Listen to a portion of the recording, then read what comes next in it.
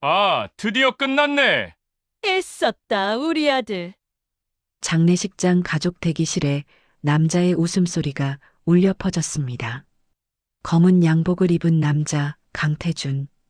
그의 시선 아래 바닥에 주저앉은 여자 서하윤이 있었죠. 야, 안 나가냐? 태준의 발이 하윤의 옆구리를 찼습니다. 쿵. 어머, 살살 때려. 옆에 있던 여성이 킥킥거리며 웃었습니다. 이제 좀 끝내자. 다시 한번 발길질이 이어졌습니다. 쿵, 쿵. 웃음 섞인 목소리로 반복되는 폭력. 그 옆에는 두 여자가 서 있었습니다. 시어머니 백미숙과 친척 동생 한설인. 그들은 그저 지켜보고만 있었죠. 말리지도 놀라지도 않았습니다. 이야기 시작 전에 잠시만 구독 버튼을 눌러주세요. 댓글로 시청하고 계신 곳을 알려주시면 반갑게 인사드릴게요. 그럼 이야기 바로 시작하겠습니다. 불과 30분 전, 6살 딸 유나의 발인이 끝난 직후였습니다. 조문객들이 모두 떠나고 장례 지도사도 물러났죠. 가족 대기실엔 5명만 남았습니다. 하윤, 태준, 백미숙, 설인, 그리고 태준의 동생 강민준. 하윤은 의자에 앉아 고개를 떨구고 있었습니다. 크하하. 갑자기 태준이 웃기 시작했습니다. 하윤이 고개를 들었죠. 남편이 두 손으로 얼굴을 감싸고 웃고 있었습니다. 당신 왜 그래요? 하윤이 조심스럽게 물었습니다. 태준은 대답 대신 웃음을 멈추지 않았죠. 백미숙은 아들을 바라보며 입술을 다물었습니다. 설이는 태준의 팔을 살짝 잡았습니다. 오빠. 태준은 그 손을 뿌리치지 않았습니다. 하윤의 눈이 그 손을 향했죠. 설인의 손이 태준의 팔에 자연스럽게 올려져 있었습니다. 마치 연인처럼. 뭐지? 아, 드디어 끝났네. 태준이 웃음을 멈추고 말했습니다. 이제 좀 끝내자. 그리고 하윤을 향해 다가왔죠. 당신 무슨 소리? 하윤이 일어서려는 순간. 쿵. 태준의 발이 하윤의 옆구리를 찼습니다. 으. 하윤이 바닥에 쓰러졌죠. 끝. 이제 끝이라고. 태준이 다시 웃으며 발을 휘둘렀습니다. 쿵. 쿵. 당신 미쳤어요. 하윤이 비명을 질렀지만 태준은 멈추지 않았습니다. 미쳤다고? 나. 크아. 그는 오히려 더 세게 찼죠. 하윤은 몸을 웅크린 채 바닥을 기었습니다. 어머님, 말려주세요. 하윤이 시어머니를 향해 손을 뻗었습니다. 하지만 백미숙은 팔짱을 낀 채 내려다볼 뿐이었죠.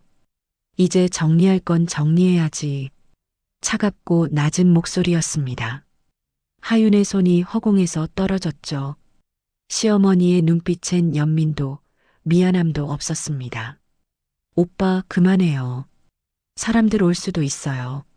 설인이 태준을 말렸습니다. 태준은 헛웃음을 흘리며 발을 걷었죠. 그래, 내 말이 맞아. 그리고 설인의 어깨에 손을 올렸습니다. 역시 넌 똑똑해. 오빠가 더 그렇죠. 두 사람이 자연스럽게 대화를 나눴습니다. 하윤은 바닥에 쓰러진 채 그 모습을 바라봤죠. 설인이 태준의 허리에 팔을 감았습니다. 태준도 그녀의 어깨를 감쌌죠. 완벽한 연인의 자세였습니다. 하윤의 눈이 점점 커졌습니다. 설마. 입술이 떨렸죠. 설마 당신들. 백미숙이 한숨을 쉬었습니다. 이제 알았어? 늦었네. 차가운 말투였죠. 설인이는 친척 동생이 아니야. 태준이 여자야. 세상이 멈춘 것 같았습니다. 하윤은 그 자리에 얼어붙었죠. 친척 동생이 아니라고? 어머님 이게 무슨. 태준이는 내가 싫대. 오래전부터. 백미숙이 무심하게 말했습니다. 설인이가 훨씬 낫더라고. 똑똑하고 예의 바르고 돈도 잘 쓰고. 하윤의 입에서 웃음이 새어나왔죠. 기가 막혀서 나온 웃음이었습니다. 그래서 유나 장례식 날 이러시는 거예요? 장례 끝났잖아. 이제 정리할 때 됐지. 백미숙의 목소리는 끝까지 차가웠습니다. 태준이 설인의 손을 잡고 문 쪽으로 걸어갔죠. 엄마, 우리 먼저 갈게요. 설인이 피곤해 보여. 그래, 가. 조심히 가고. 네, 어머니. 안녕히 계세요. 설인이 공손하게 인사했습니다. 마치 며느리처럼. 하윤은 그 모습을 멍하니 바라봤습니다. 문이 닫혔죠. 대기실에는 백미숙과 하윤, 그리고 구석에 민준만 남았습니다. 백미숙이 가방을 들고 일어났습니다. 넌 오늘 집에 오지 마. 태준이가 싫어할 거야. 제 집인데요. 지? 그게 내 집이야? 백미숙이 코웃음을 쳤습니다. 전부 태준이 명의야. 내 이름으로 된 건 아무것도 없어. 하윤은 대답할 수 없었습니다. 내가 어디 가서 살든 이제 우리랑 상관없어. 백미숙이 문을 열었죠. 아, 민준아. 너도 가자. 네, 어머니. 민준이 고개를 숙이며 일어났습니다. 그는 하윤을 한번 쳐다봤지만 아무 말도 하지 않았죠. 문이 닫혔습니다. 대기실에는 하윤만 남았습니다. 바닥에 쓰러진 채로 하윤은 텅 빈 대기실 바닥에 앉아 있었습니다. 친척 동생이라고? 설인의 얼굴이 떠올랐죠. 처음 만난 건 4년 전이었습니다. 이쪽은 먼 친척 동생이야. 설인이. 안녕하세요. 공손하고 예의 바른 여자였죠. 태준의 말대로 설인은 자주 집에 들렀습니다. 명절 때면 어김없이 나타났죠. 이거 드셔보세요. 비싼 과일 선물을 들고 왔습니다. 어머니, 이거 어머니 잘 어울리실 것 같아서요. 백미숙에게는 명품 스카프를 선물했죠. 우와, 설인아. 넌 참 센스가 좋구나. 시어머니는 환하게 웃었습니다. 하윤에게는 한 번도 보여주지 않던 표정이었죠. 유나가 아팠을 때도 설이는 병원에 왔습니다. 제가 뭐 도와드릴까요? 괜찮아요. 와줘서 고마워요. 설이는 병실을 오가며 챙겼습니다. 태준과 함께 커피를 사오기도 했죠. 착한 동생이야.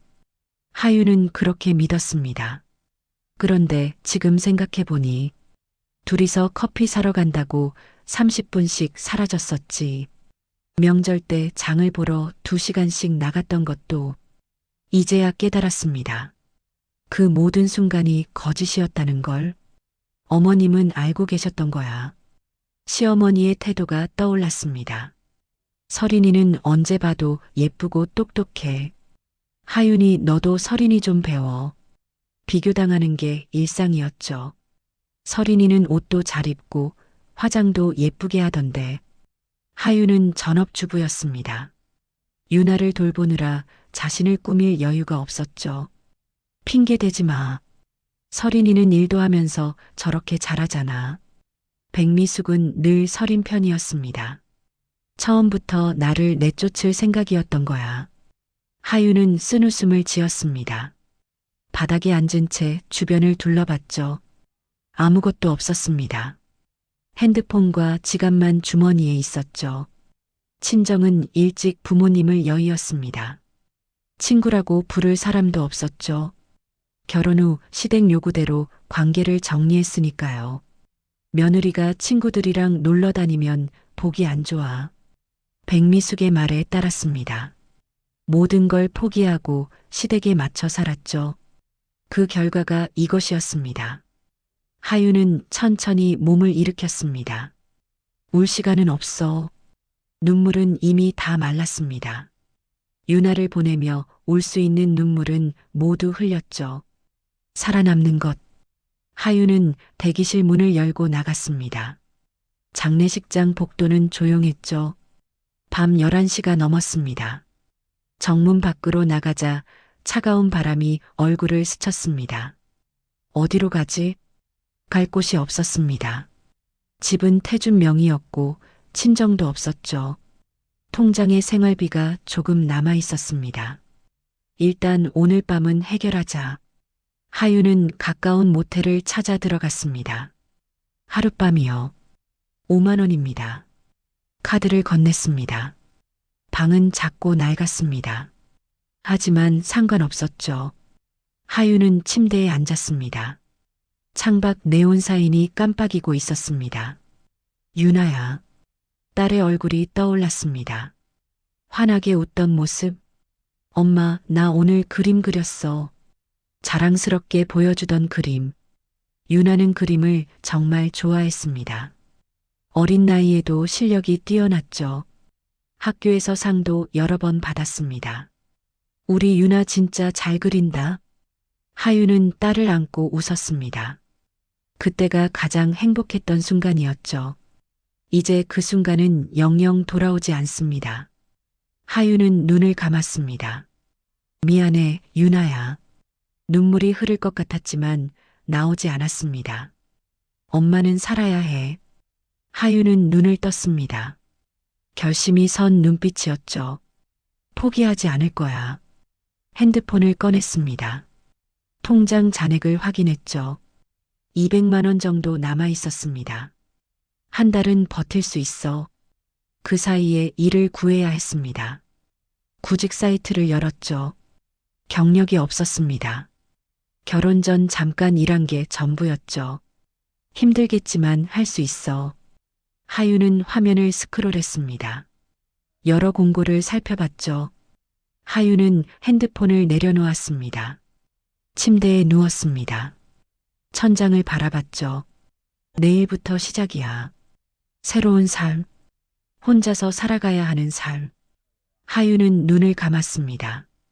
잠이 올 것 같지 않았지만 어느새 잠들어 있었습니다. 다음 날 아침 9시. 하유는 모텔을 나섰습니다. 유나의 학교로 향했죠. 교문을 지나 교무실로 들어갔습니다. 서하윤 씨시죠? 기다리고 있었습니다. 미술 선생님이 반갑게 맞아주었습니다. 여기 앉으세요. 선생님은 커다란 포트폴리오를 꺼내 책상 위에 올렸습니다. 유나가 정말 특별한 아이였어요. 포트폴리오를 열자 유나의 그림들이 나타났습니다. 하윤의 숨이 멎었죠. 이건 지난해 지역 전시회 출품작이고요. 바다를 그린 그림이었습니다. 파도가 살아 움직이는 것처럼 생생했죠. 이건 학교 복도에 걸렸던 작품입니다. 꽃밭을 그린 그림. 색감이 눈부시게 아름다웠습니다.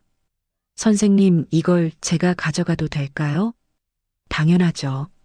유나 어머니 거예요. 선생님이 포트폴리오를 건넸습니다. 사실 유나는 천재였어요. 저도 20년 넘게 아이들 가르쳤지만 유나 같은 아이는 처음이었습니다. 감사합니다. 하유는 포트폴리오를 꼭 안았습니다. 유나가 남긴 거예요. 소중히 간직하세요. 학교를 나오며 하유는 포트폴리오를 내려다봤습니다. 유나야, 이게 내가 남긴 거구나. 모텔로 돌아왔습니다. 침대에 앉아 그림들을 하나씩 펼쳤죠. 12점이 있었습니다. 모두 유나의 손길이 느껴지는 작품들이었습니다. 하유는 핸드폰을 꺼냈습니다. 그림 한 점을 사진으로 찍었죠. 이렇게라도 유나를 기억하고 싶어 SNS에 올렸습니다. 우리 딸이 그린 그림입니다. 6살이었어요. 짧은 글과 함께 핸드폰을 내려놓고 다시 그림을 바라봤습니다. 눈물이 났습니다. 이제야 올 수 있었죠. 사흘이 지났습니다. 하유는 여전히 모텔에 머물고 있었습니다. 구직 활동을 했지만 쉽지 않았죠. 그날 오후 핸드폰이 울렸습니다. 모르는 국제번호였습니다. 여보세요? 외국이었습니다. 네, 맞는데요. 저는 스페인 바르셀로나에서 연락드립니다. 낯선 이름이었죠. 저는 현대미술 작가입니다. 당신이 SNS에 올린 그림을 봤어요. 하윤의 심장이 뛰기 시작했습니다. 제 딸 그림을요? 네. 믿기 힘들 정도로 훌륭했습니다. 6살 아이가 그렸다는 게 놀라워요. 감사합니다. 혹시 그림이 더 있나요? 네, 12점 있습니다. 모두 보고 싶습니다. 이메일로 보내주실 수 있나요? 하유는 이메일 주소를 받아 적었습니다. 전화가 끝난 후 황급히 그림들을 사진으로 찍었죠. 12점 모두 이메일로 보냈습니다. 이게 뭐지? 현실감이 없었습니다. 다음 날 아침, 다시 전화가 왔습니다. 그림들 잘 봤습니다. 스페인 작가의 목소리는 흥분되어 있었습니다. 제안이 있습니다. 제가 당신 딸의 작품을 기반으로 새로운 프로젝트를 하고 싶어요. 프로젝트요? 네. 저는 어린이의 순수한 시선을 재해석하는 작업을 해왔습니다. 유나의 그림은 완벽해요. 하유는 말을 잇지 못했습니다. 단순히 그림을 사는 게 아닙니다. 유나의 이름으로 전시회를 열고 제가 재해석한 작품과 함께 전시할 생각이야. 그게 가능한가요? 물론입니다. 그리고 수익은 5대5로 나눕니다. 유나의 유족인 당신에게 50%, 저에게 50%. 하윤의 머리가 복잡해졌습니다. 생각할 시간을 드릴게요. 하지만 이건 분명히 말씀드립니다. 이 프로젝트는 성공할 겁니다. 전화가 끊겼습니다.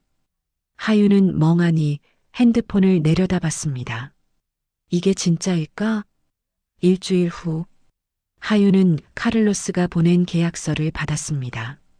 국제 우편으로 도착한 두꺼운 서류였죠. 변호사를 찾아갔습니다. 이 계약서 검토 좀 부탁드립니다. 변호사는 꼼꼼히 읽어 내려갔습니다. 문제 없습니다. 오히려 굉장히 좋은 조건이네요. 정말요? 네. 작품 저작권은 유나 양 이름으로 남고 수익 배분도 공정합니다. 게다가 선급금도 있네요. 선급금이요? 네.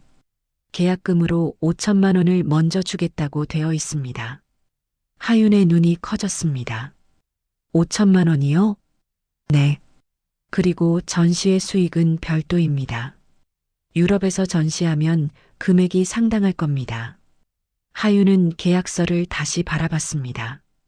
유나야, 내가 이런 선물을 남긴 거니? 눈물이 났지만 이번엔 슬픔이 아니었습니다. 계약하시겠어요? 변호사가 물었습니다. 네, 하겠습니다. 이틀 후 하윤은 계약서에 서명해 스페인으로 보냈습니다. 그리고 일주일 뒤 통장에 5천만 원이 입금되었습니다. 하윤은 핸드폰 화면을 믿을 수 없다는 듯 바라봤습니다. 이게 진짜야?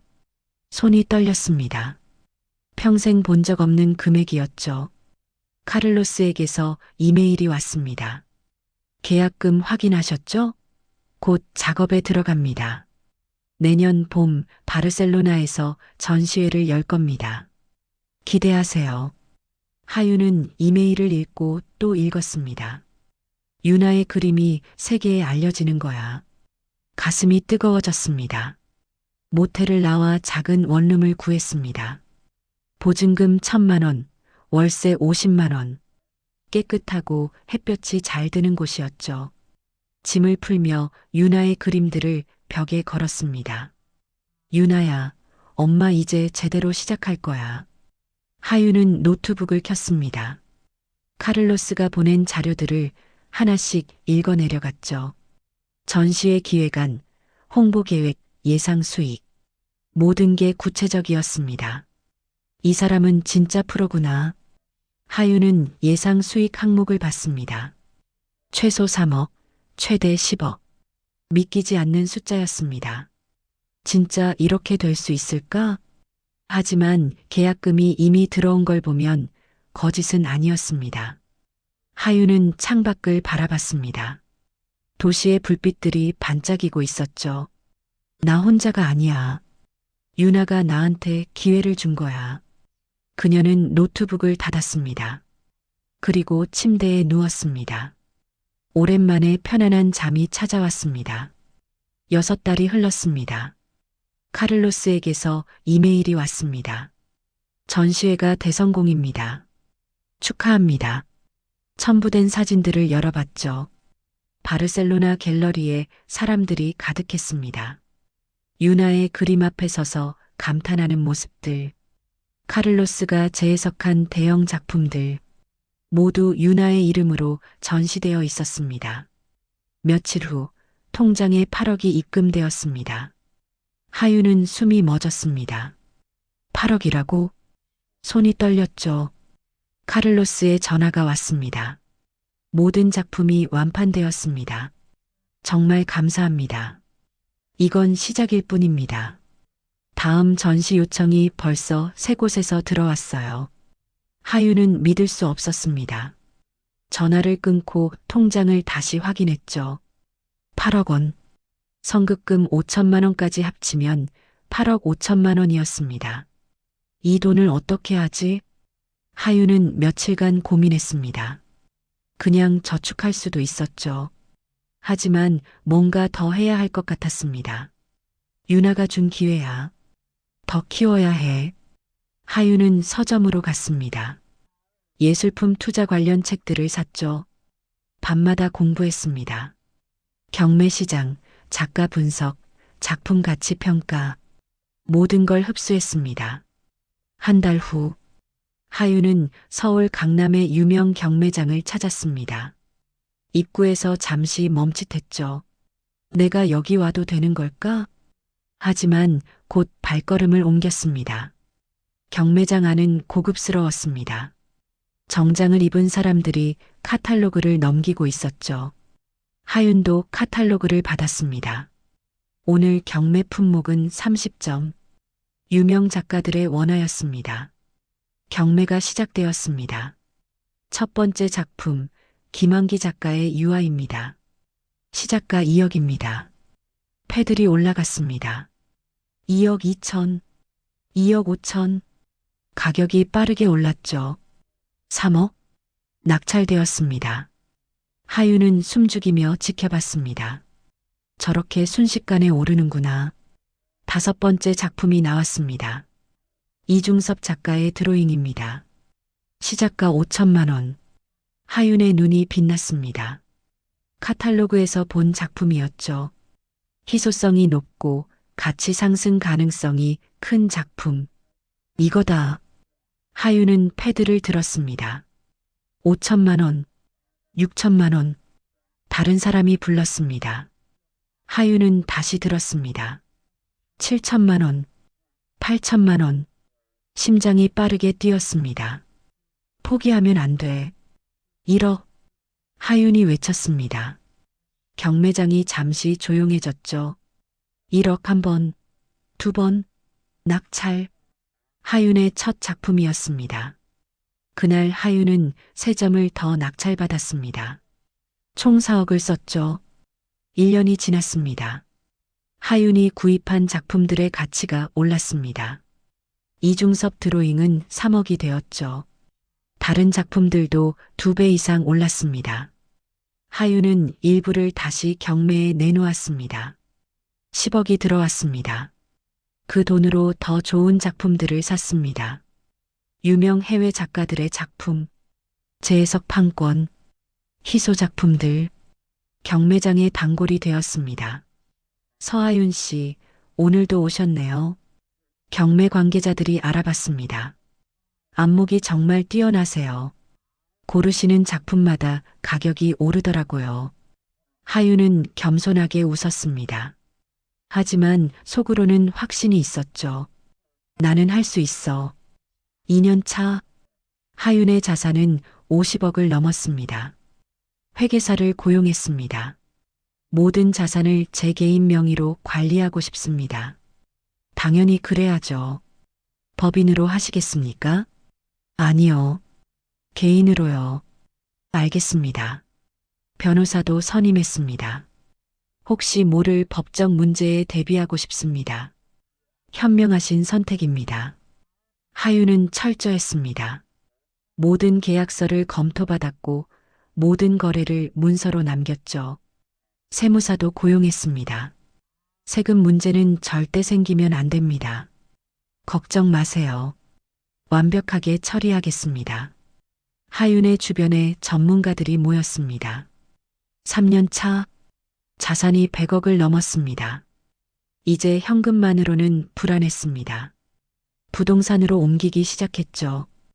강남에 작은 빌딩을 샀습니다. 60억이었습니다. 축하드립니다. 좋은 매물입니다. 중개인이 말했습니다. 하윤은 빌딩 앞에 섰습니다. 내 건물이라니. 감회가 새로웠습니다. 지하 1층, 지상 5층. 작지만 알찼습니다. 월세 수익만 2천만 원이었죠. 6달 후 또 다른 빌딩을 샀습니다. 80억. 1년 후 세 번째 빌딩 90억. 하윤의 부동산 자산만 230억이 되었습니다. 현금과 예술품까지 합치면 300억이 넘었죠. 하윤은 자신의 사무실을 만들었습니다. 강남 한복판 자신의 빌딩 5층. 깔끔하고 세련된 공간이었습니다. 벽에는 유나의 그림을 걸었습니다.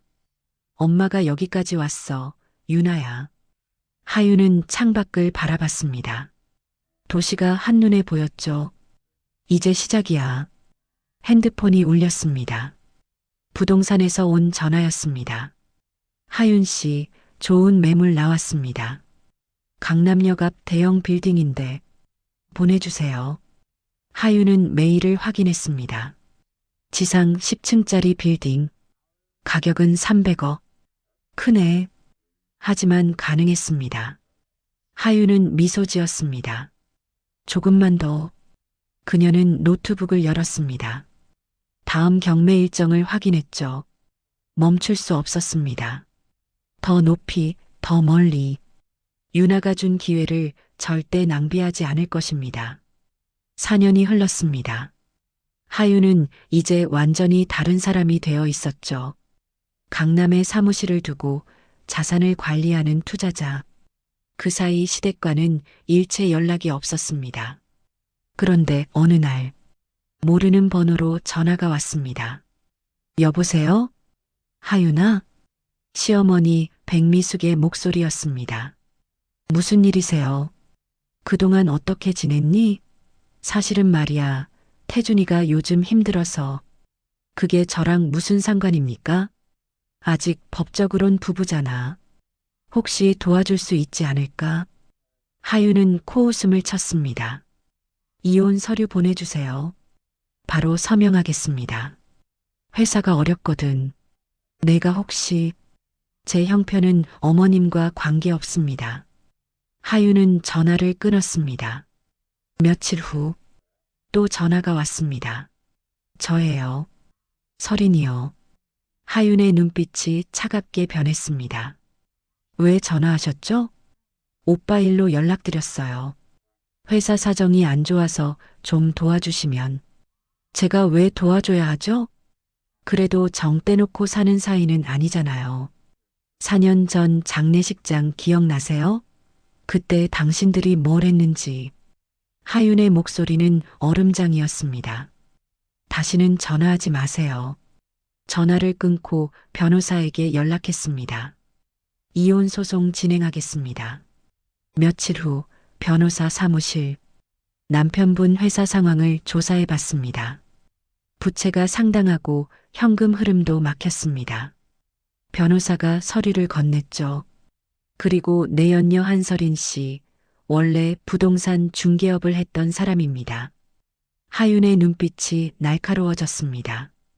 과거의 유부남을 상대로 재산을 뜯어낸 전력이 있습니다. 서류에 설인의 과거 기록이 적혀 있었죠. 이혼 소송 3건. 모두 남자 재산을 나눠 가져간 케이스였습니다. 계획적으로 접근한 거네요. 맞습니다.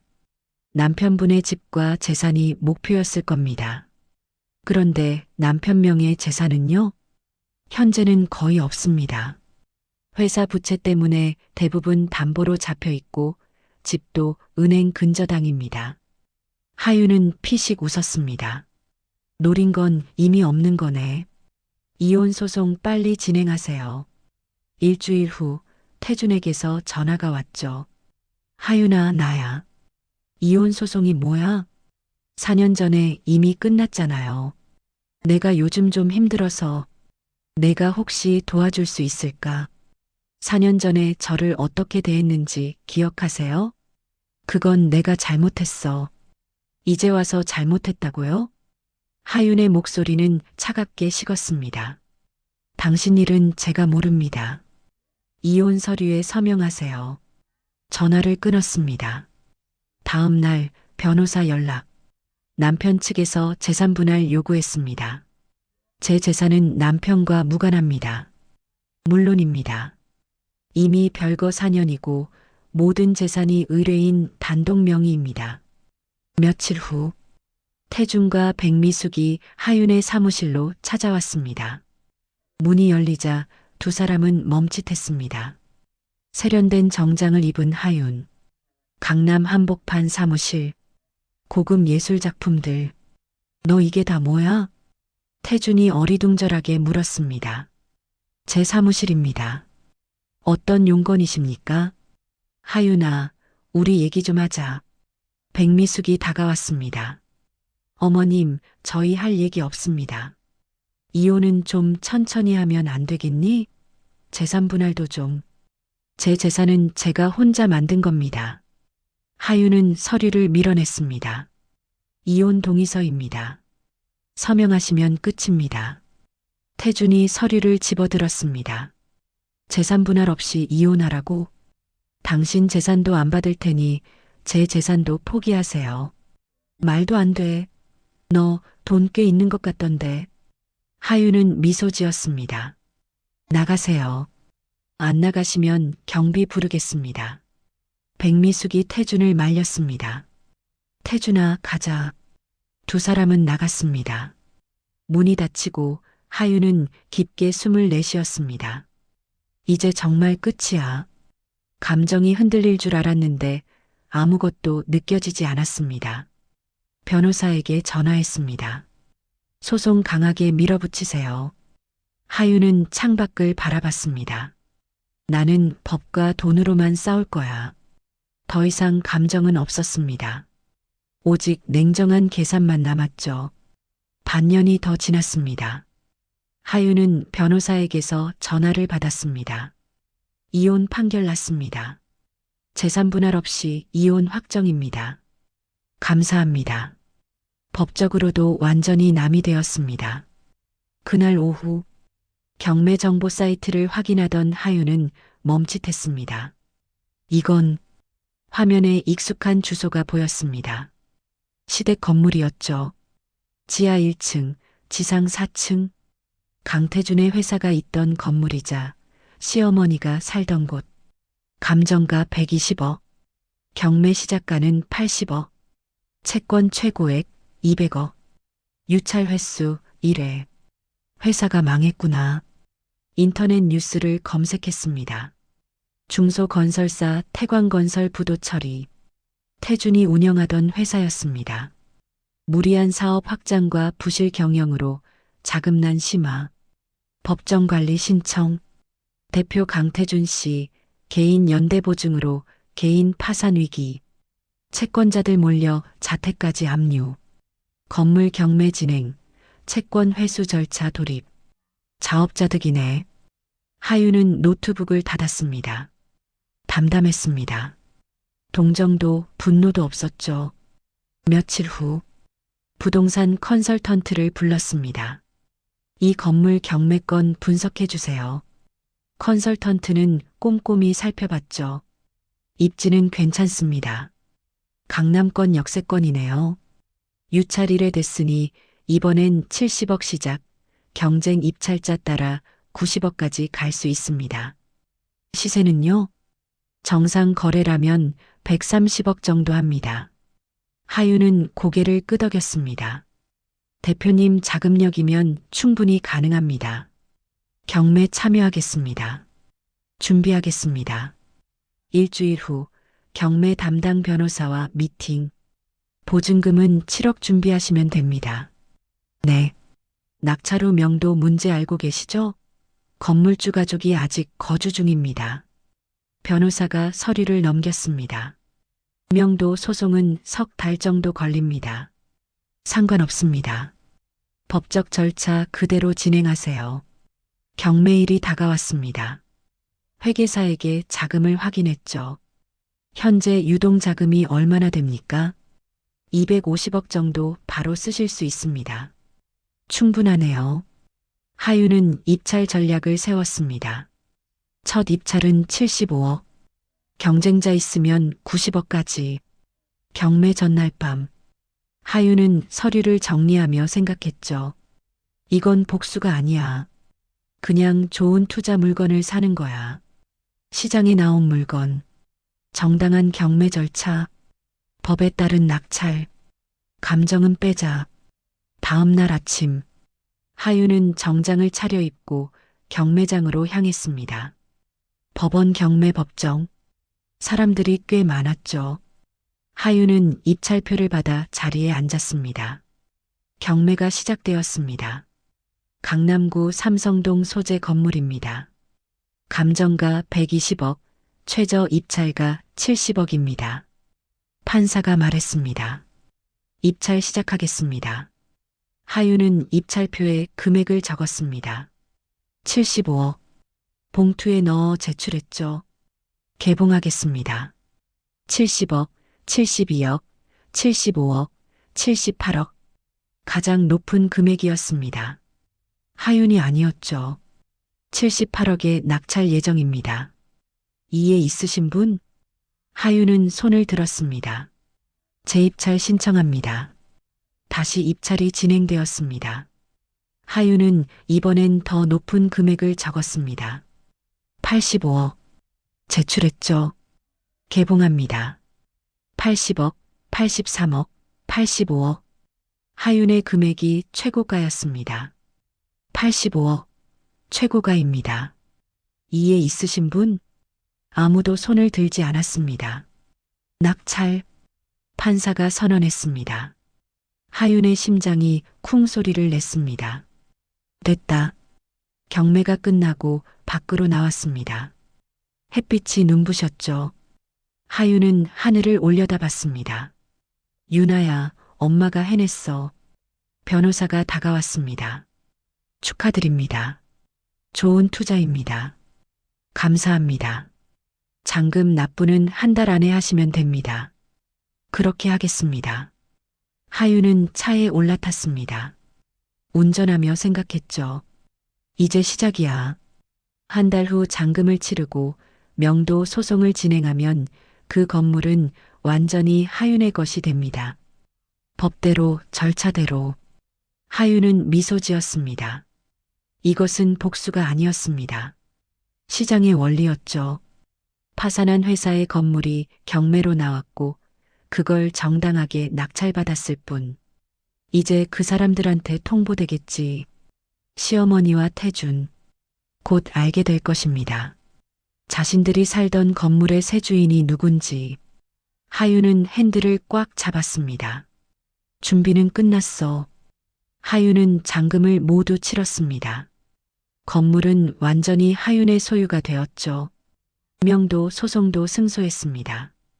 법원은 강태준과 백미숙에게 건물을 비우라고 명령했습니다. 한 달의 유예 기간이 주어졌죠. 하지만 그들은 나가지 않았습니다. 변호사가 전화했습니다. 명도 집행일이 확정되었습니다. 다음 주 화요일 오전 10시입니다. 제가 직접 가겠습니다. 꼭 오실 필요는 없습니다. 집행관이 알아서. 괜찮습니다. 가겠습니다. 명도 집행일 아침. 하윤은 검은색 정장을 입었습니다. 머리를 단정하게 묶었죠. 거울을 보며 심호흡했습니다. 침착하게. 강남 삼성동 건물 앞. 집행관들이 이미 도착해 있었습니다. 변호사도 와 있었죠. 대표님 오셨습니까? 네. 하윤은 건물을 올려다봤습니다. 5년 만에 보는 곳이었습니다. 들어가시죠. 1층 로비로 들어갔습니다. 엘리베이터를 타고 4층으로 올라갔죠. 복도 끝 4층 전체가 주거 공간이었습니다. 집행관이 초인종을 눌렀습니다. 딩동. 반응이 없었습니다. 다시 눌렀죠. 딩동. 딩동. 안에 계신 거 압니다. 문 열어주십시오. 집행관이 큰 소리로 말했습니다. 잠시 후 문이 열렸습니다. 백미숙이 나타났습니다. 뭐야? 그녀의 목소리는 떨리고 있었죠. 명도 집행 나왔습니다. 법원 명령입니다. 집행관이 서류를 보여줬습니다. 백미숙의 시선이 하윤을 향했습니다. 너는 왜? 하윤은 침착하게 말했습니다. 안녕하세요, 어머님. 오래간만입니다. 하윤아, 너 지금 뭐 하는 거야? 백미숙이 다가왔습니다. 저는 이 건물의 새 소유주입니다. 하윤은 차분하게 대답했습니다. 뭐? 백미숙의 얼굴이 하얗게 변했죠. 경매로 정당하게 낙찰받았습니다. 법원에서 명령도 받았고요. 경매, 너가? 그때 안에서 태준이 나왔습니다. 엄마, 무슨 일이야? 태준은 하윤을 보고 멈칫했습니다. 하윤? 안녕하세요. 하윤은 덤덤하게 인사했습니다. 너 여기 왜 온 거야? 이 건물 제가 샀습니다. 뭐? 태준의 목소리가 커졌습니다. 무슨 소리야? 이 건물은 우리 경매로 넘어갔습니다. 그리고 제가 낙찰받았어요. 하윤은 서류를 꺼냈습니다. 등기부등본입니다. 소유주가 저로 되어 있습니다. 태준이 서류를 낚아챘습니다. 눈으로 훑어봤죠. 이게 진짜야? 그의 손이 떨렸습니다. 네, 진짜입니다. 서린도 안에서 나왔습니다. 오빠, 무슨 일이에요? 그녀는 하윤을 보고 표정이 굳었습니다. 안녕하세요, 서린 씨. 하윤은 차갑게 웃었습니다. 서린이 태준의 팔을 붙잡았죠. 오빠, 이게 무슨...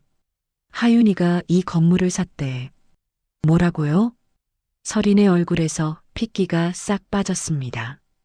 백미숙이 하윤에게 달려들었습니다. 서하윤, 내가 무슨 권리로? 법적 권리로요.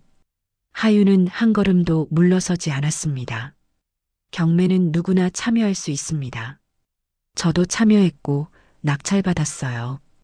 이게 복수야? 내가 우릴 쫓아내려고? 백미숙이 소리쳤습니다. 복수요? 하윤은 고개를 저었습니다. 아닙니다. 그냥 투자입니다. 좋은 물건이 나와서 샀을 뿐이에요. 말도 안 돼. 태준이 벽을 쳤습니다. 쾅! 이게 우리 집이야. 우리가 살던 곳이라고. 법적으로는 제 건물입니다. 하윤의 목소리는 흔들림이 없었습니다. 채무 때문에 경매로 넘어갔고 저는 정당한 절차를 밟았습니다. 집행관이 앞으로 나섰습니다. 이제 짐 정리하시고 나가셔야 합니다. 잠깐만. 태준이 집행관을 막았습니다. 시간 좀 주세요. 갈 곳을 찾아야. 이미 한 달 유예기간 드렸습니다. 집행관이 차갑게 말했습니다. 법원 명령입니다. 지금 당장 나가셔야 합니다. 제발. 태준이 하윤을 바라봤습니다. 하윤아, 우리 얘기 좀 하자. 제발. 하윤은 그를 똑바로 봤습니다. 5년 전 장례식장 기억하세요? 태준이 입을 다물었습니다. 그때 당신이 한 말, 한 행동 기억하세요? 그건 저는 그날 모든 걸 잃었습니다. 딸도 가족도 집도. 하윤의 목소리는 차분했지만 단단했습니다. 이제 저는 법대로 제 권리를 행사하는 겁니다. 서린이 하윤에게 다가왔습니다. 제발 한 번만. 서린 씨. 하윤이 그녀를 막았습니다. 당신이 누군지 다 알아요. 과거에 뭘 했는지도. 서린의 얼굴이 창백해졌죠. 부동산 중개업자로 유부남들한테 접근해서 재산 뜯어낸 것, 이혼 소송 3건 모두 조사했습니다. 그건 이번에도 태준 씨 재산이 목표였죠? 그런데 이미 다 날아갔네요. 하윤은 차갑게 웃었습니다. 서리는 아무 말도 할 수 없었습니다. 백미숙이 주저앉았습니다. 우리 어떻게 갈 데가 없는데. 그건 제가 모를 일입니다. 하윤은 집행관을 향해 고개를 끄덕였습니다. 진행하세요. 집행관들이 안으로 들어갔습니다. 짐을 정리하기 시작했죠. 태준과 백미숙, 서리는 멍하니 서 있었습니다. 하윤은 그들을 지나쳐 창가로 걸어갔습니다. 밖을 내려다봤죠. 강남의 거리가 보였습니다. 유나야, 엄마 여기까지 왔어. 2시간 후, 건물은 완전히 비워졌습니다. 태준 가족의 짐들이 로비에 쌓여 있었죠. 백미숙은 바닥에 주저앉아 울고 있었습니다. 태준은 멍한 표정으로 벽에 기대 있었죠. 서리는 어디론가 전화를 걸고 있었습니다. 하윤은 그들을 지나쳐 밖으로 나왔습니다. 뒤돌아보지 않았죠. 변호사가 따라왔습니다. 수고하셨습니다, 대표님. 감사합니다. 하윤은 차에 올랐습니다. 시동을 걸었죠. 백미러로 건물을 한번 봤습니다. 이제 끝이야. 복수가 아니었습니다. 정의였죠. 법대로, 절차대로. 아무도 탓할 수 없었습니다. 하윤은 엑셀을 밟았습니다. 차는 조용히 출발했습니다. 3년이 더 흘렀습니다. 하윤의 예술 투자는 계속 성공했습니다. 카를로스와의 협업은 전 세계로 확장되었죠. 유나의 이름은 세계적인 예술 프로젝트가 되었습니다. 매년 수십억의 수익이 들어왔죠. 하윤은 그 돈을 다시 투자했습니다. 예술품, 부동산, 안정적인 자산. 어느 날 회계사가 보고서를 들고 왔습니다. 대표님, 올해 결산 나왔습니다. 총 자산이 얼마죠?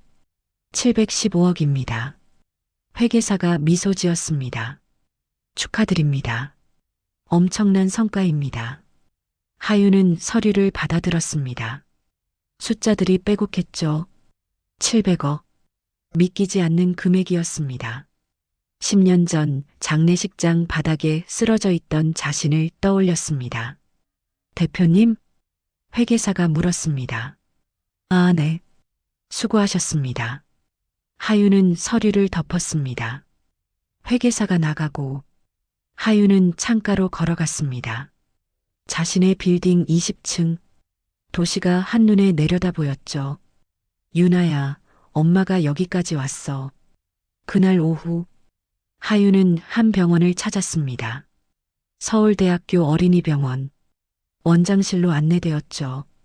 어서 오세요, 서 대표님. 원장이 반갑게 맞았습니다. 오랜만입니다, 원장님.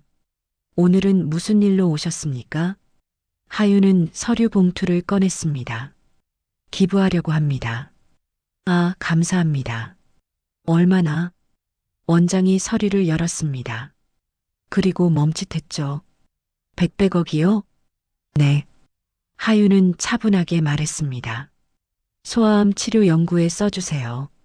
이렇게 큰 금액을 정말 괜찮으신 겁니까? 네. 제 딸도 아팠거든요. 하윤의 목소리가 잠시 떨렸습니다. 유나라는 아이였습니다. 6살에 세상을 떠났어요. 원장은 하윤을 바라봤습니다. 그 아이가 받지 못한 시간을 다른 아이들이 살 수 있게 하고 싶습니다. 정말 감사합니다. 원장이 깊게 고개 숙였습니다. 유나 양의 이름으로 연구실을 만들겠습니다. 하윤은 고개를 저었습니다. 이름은 필요 없습니다. 조용히 써주세요. 하지만 제 딸을 기억하는 건 제 몫입니다. 그냥 아이들이 살 수 있게만 해주세요. 원장은 더 이상 말하지 않았습니다. 하윤은 병원을 나섰습니다. 복도를 지나며 입원실들을 봤습니다. 아픈 아이들이 누워 있었죠. 보호자들이 곁을 지키고 있었습니다. 저 아이들이 다 나았으면 좋겠다. 하윤은 조용히 병원을 빠져나왔습니다. 그 후로도 하윤의 기부는 계속되었습니다. 소아암 연구재단에 50억, 희귀병 어린이 치료비 지원에 30억, 장애 아동 재활센터 건립에 40억, 모두 익명이었습니다. 하윤은 자신의 이름을 드러내지 않았죠. 언론 인터뷰도 거절했습니다. 그저 조용히 꾸준히. 어느 봄날 하윤은 유나의 묘를 찾았습니다. 오랜만이었죠. 유나야, 엄마 왔어. 하윤은 묘비 앞에 앉았습니다. 내가 그린 그림들, 전 세계 사람들이 보고 있어. 너 정말 대단한 아이였어. 바람이 불었습니다. 꽃들이 흔들렸죠. 엄마는 내가 준 기회로 여기까지 왔어. 이제 다른 아이들도 돕고 있어. 하윤은 미소 지었습니다. 내가 받지 못한 시간을 다른 아이들이 살 수 있게. 하윤은 한참을 그렇게 앉아 있었습니다. 해가 지고 있었죠. 이제 갈게. 다음에 또 올게. 하윤은 일어섰습니다. 뒤돌아보며 마지막으로 묘비를 봤습니다. 고마워, 유나야. 저녁. 하윤은 자신의 빌딩으로 돌아왔습니다. 20층 사무실. 창가에 섰습니다.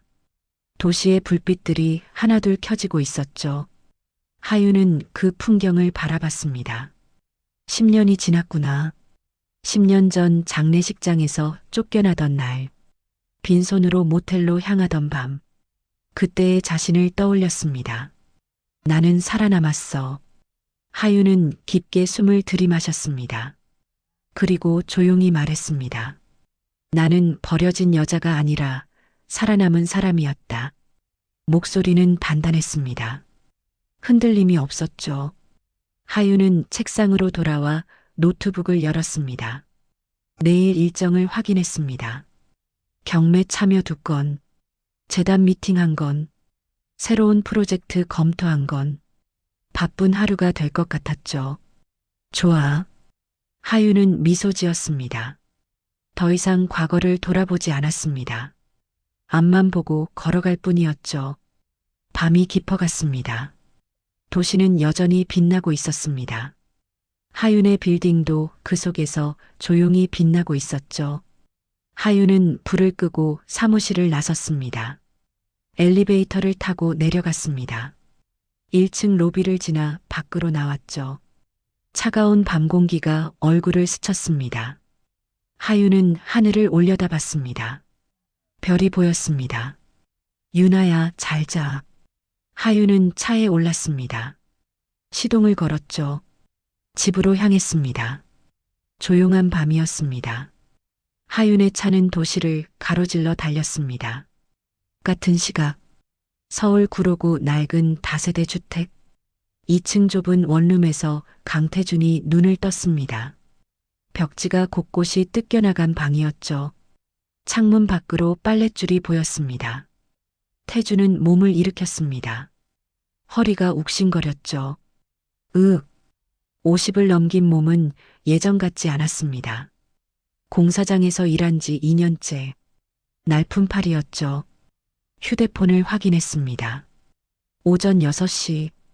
오늘도 나가야지. 태준은 낡은 작업복을 입었습니다. 거울을 봤습니다. 수척한 얼굴, 희끗희끗한 머리카락. 10년 전 자신의 모습은 온데간데 없었죠. 어떻게 이렇게 됐지?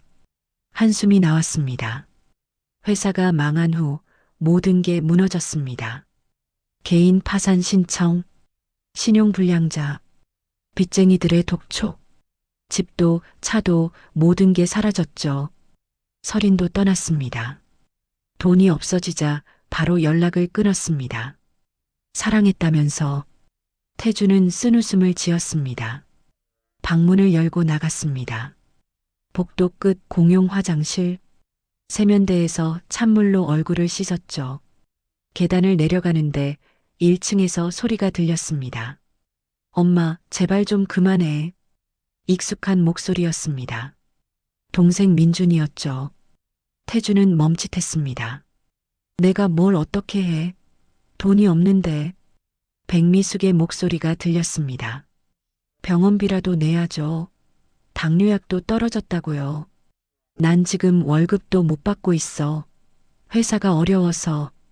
그럼 나보고 어떻게 하라고. 태주는 조용히 계단을 내려갔습니다.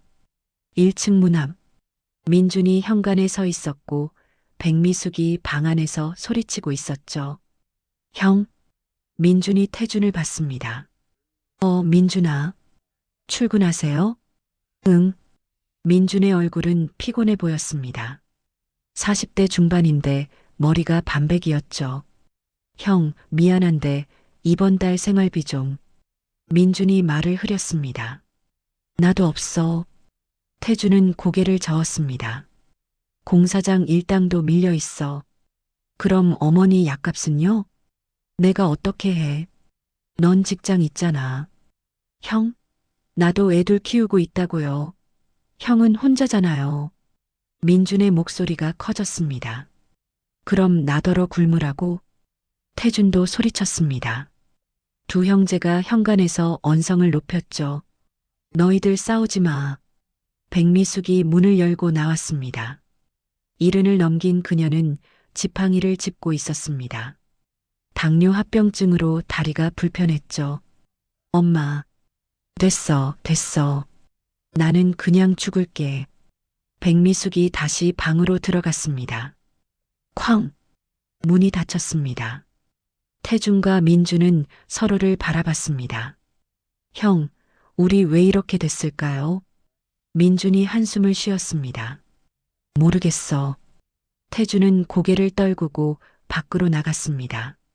지하철역으로 향했죠. 출근 시간이었습니다. 사람들로 붐볐죠. 태준은 전동차에 올랐습니다. 손잡이를 잡고 서 있었습니다. 문득 창밖으로 강남이 보였습니다.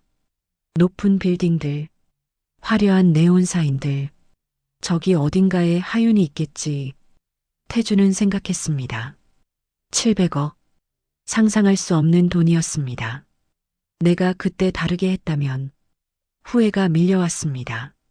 하지만 이미 늦었죠. 한편 인천 부평구 고시원. 한설이는 좁은 방에 누워 있었습니다. 3평도 안 되는 공간. 창문도 없었죠. 휴대폰 알람이 울렸습니다. 오전 7시. 설이는 알람을 끄고 일어났습니다. 40대 중반. 거울을 봤습니다. 칙칙한 얼굴. 생기 없는 눈빛. 예전의 화려함은 온데간데 없었죠. 어떻게 이렇게 됐지? 설이는 한숨을 쉬었습니다. 태준과 헤어진 후 다른 남자를 찾았습니다.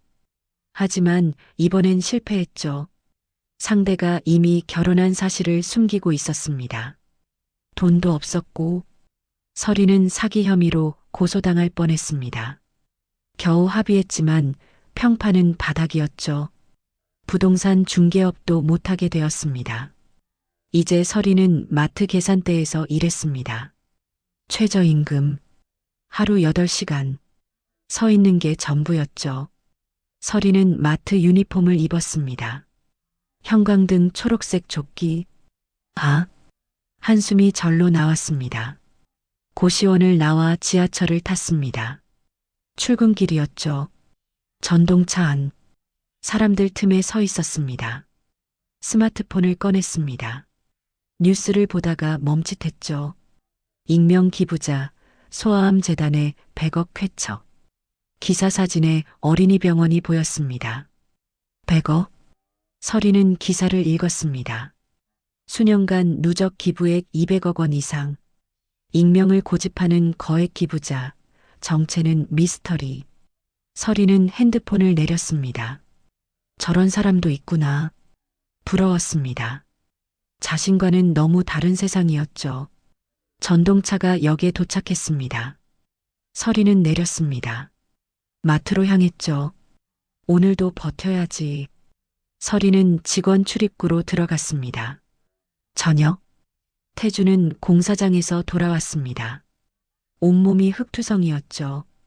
다세대 주택 계단을 올랐습니다. 1층을 지나며 어머니 방을 봤습니다. 불이 꺼져 있었죠. 주무시나 보다. 태주는 2층으로 올라갔습니다. 방문을 열었습니다. 텅 빈 방, 침대와 작은 책상뿐. 태주는 씻지도 않고 침대에 쓰러졌습니다. 천장을 바라봤죠. 나는 왜 이렇게 살고 있지? 눈물이 날 것 같았지만 나오지 않았습니다. 이미 다 말라버렸으니까요. 태주는 눈을 감았습니다. 내일도 공사장에 나가야 했습니다. 설인도 고시원 방에 돌아왔습니다. 마트 계산 8시간. 발이 퉁퉁 부었죠. 침대에 누웠습니다. 휴대폰을 켰습니다. SNS를 보다가 예전 사진이 떠올랐습니다. 명품 가방 들고 찍은 사진. 고급 레스토랑에서 찍은 사진. 그때가 좋았는데. 설이는 핸드폰을 내려놓았습니다. 눈을 감았습니다. 그들은 알지 못했습니다. 자신들이 버린 여자가 이제는 700억 자산가가 되어 조용히 세상을 바꾸고 있다는 것을. 그리고 그들은 영영 알지 못할 것입니다. 왜냐하면 하윤은 그들을 다시 돌아보지 않았으니까요.